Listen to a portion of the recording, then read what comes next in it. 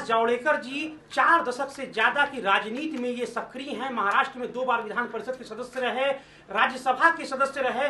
कभी भी इन्होंने राजनीति में पीछे मुड़कर नहीं देखा है। अखिल भारतीय विद्यार्थी परिषद से छात्र जीवन में इन्होंने राजनीति की शुरुआत की थी।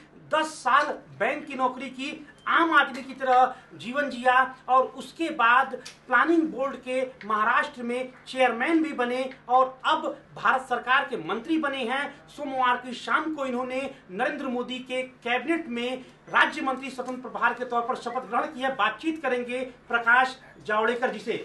प्रकाश साहब, सबसे पहले तो आपको बहुत बहुत बधाई। भारत के मंत्री बनने पर देश की जनता का आपको सेवा करने का मौका मिला है, नरेंद्र मोदी जी ने मौका दिया है। किस तरह देखते हैं इस मौके को? निश्चित एक ऐतिहासिक घड़ी है, क्योंकि जनता ने एक ऐतिहासिक जनादेश दिया है। ये दिया है सुशासन के लिए। लोग तंग आ चुके थे भ्रष्टाचार से, लूट से। लोग तंग आ चुके थे महंगाई, बेरोजगारी से, आर्थिक गति जो हालात स्थिति बनी उससे, और इसलिए इससे निजात चाहिए। एक नया वर्क कल्चर चाहिए। इस देश में क्या कमी है? भरपूर प्राकृतिक संपदा है, भरपूर अनेक प्रकार की मानव की ह्यूमन रिसोर्सेज जो बोलते हैं वो भी बहुत है। तो इसको अच्छा, सबको अच्छे दिन आने अगर है तो उसके लिए सबको काम करना पड़ेगा। और मुझे लगता है कि मोदी जी ने इसी दृष्टि से एक कैबिनेट बनाया है और इसमें हमें अवसर मिला है। जो अपेक्षाएं जनता की होगी, जो अपेक्षाएं हमारे नेता की है, जो हमारी अपेक्षा हमारी पार्टी की है, हम तीनों दिशा के लिए प्रयास करेंगे। लेकिन बड़ा सवाल यह है कि आप लोगों ने नारा दिया अच्छे दिन आने वाले हैं। आपके इस नारे पे जनता ने भरोसा जताया और आपको प्रचंड बहुमत दिया। तो आखिर यह तो मानेंगे आपकी जवाबदेही भी काफी ज्यादा है। बिल्कुल, और होनी भी चाहिए। सरकार ऐसी कैसी चलेगी कि जिस पर लोगों की नजर न हो? नजर होनी चाहिए और हम बिल्कुल उस पर खरे उतरेंगे, क्योंकि हम काम करना चाहते। इस देश में रोजगार का चक्र शुरू करना है, आर्थिक गतिविधियां बढ़ानी है और उससे ही आर्थिक समृद्धि का रास्ता खुलता है। और रोजगार के सहारे लोगों को खड़ा करना है, न कि डोल पर, सरकार की मदद पर केवल निर्भर न रहे आदमी।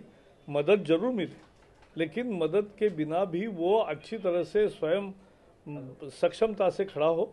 ये हमारी फिलॉसफी है और इसलिए हम काम करेंगे। अंत्योदय की भावना है, गरीब, दलित, शोषित, पीड़ित, वंचित जो भी है उनके लिए काम करेंगे और हर आदमी को एक लगे कि हमारे अच्छे दिन आए हैं, शुरुआत हुई है, तो वो हम जरूर करेंगे। क्या यह माना जाए कि एक और मंत्री परिषद का विस्तार फिर कभी देखने को मिल सकता है? निश्चित है। अधिवेशन के बाद या जैसे प्रधानमंत्री उचित समझेंगे, निश्चित रूप से विस्तार एक होगा, क्योंकि अभी तो 45 मंत्री, 46 मंत्री हुए हैं।